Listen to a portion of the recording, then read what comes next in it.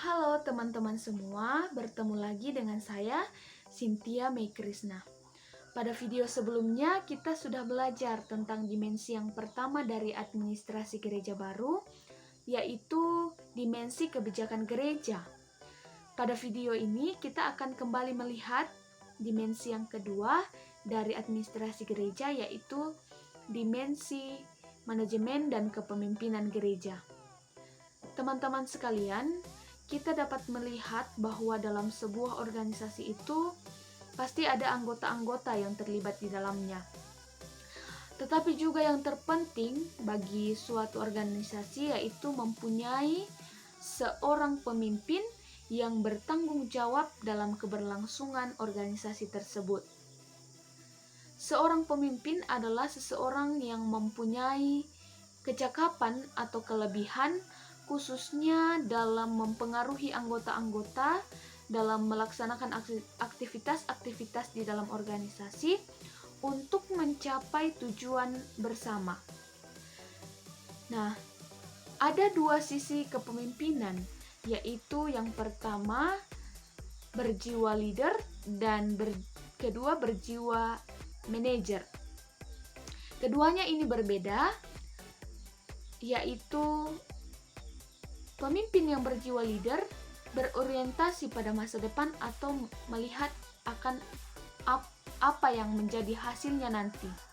Sedangkan pemimpin yang berjiwa manajer selalu melihat apa yang terjadi di belakang atau melihat masa lalu.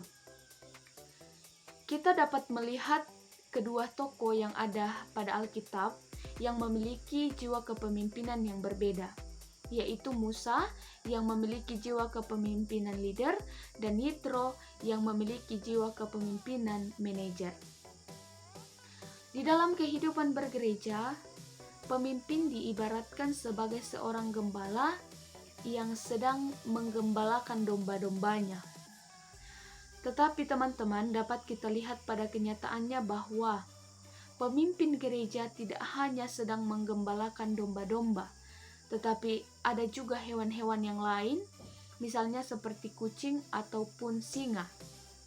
Artinya bahwa di dalam memimpin suatu organisasi, khususnya dalam suatu gereja, bukan hanya jemaat-jemaat yang seperti domba yang dipimpin atau penurut, tetapi juga ada jemaat-jemaat yang keras kepala atau bahkan tidak dapat diatur sama sekali. Oleh karenanya, sebagai pemimpin dalam gereja tersebut, kita harus mempunyai metode-metode atau cara-cara yang terbaik untuk dapat mengatur jemaat tersebut. Nah, ada hal-hal yang harus diperhatikan oleh seorang pemimpin di dalam memimpin suatu gereja, yaitu seorang pemimpin harus menguasai Alkitab, teologi, dan juga doktrin gereja. Kemudian, seorang pemimpin harus mengetahui arah yang terbaik kemana ia akan membawa organisasi gerejanya tersebut. Seorang pemimpin yang baik adalah seorang yang dapat mempengaruhi anggota-anggotanya. Seorang pemimpin yang baik harus mempunyai level pengaruh yang tinggi terhadap anggota-anggota dalam gerejanya. Misalnya kita memakai level 1 sampai level 10, level pengaruh yang harus dimiliki oleh seorang pemimpin yaitu level 9 dan level 10. Nah, bagaimana kita untuk dapat memperoleh level pengaruh ini?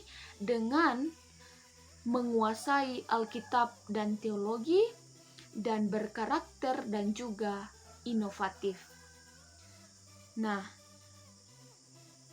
teman-teman, pemimpin harus menerapkan strategi membangun berdasarkan pengetahuan dan hikmat Allah sehingga ia dapat mempunyai energi dan kekuatan yang cukup untuk membawa gerejanya itu ke jalan yang dikehendaki oleh Tuhan.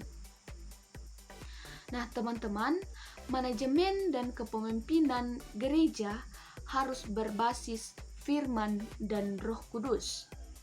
Jikalau roh tinggal di dalam diri seorang pemimpin, maka pemimpin itu akan menjadi pribadi yang baik dan dapat menjadi pemimpin yang bijaksana dan bertanggung jawab akan organisasi yang dipegangnya atau gereja yang saat itu dipimpinnya.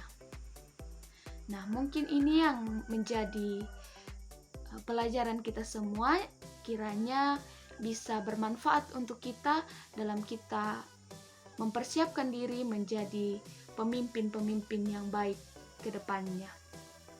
Terima kasih, sampai bertemu pada video selanjutnya.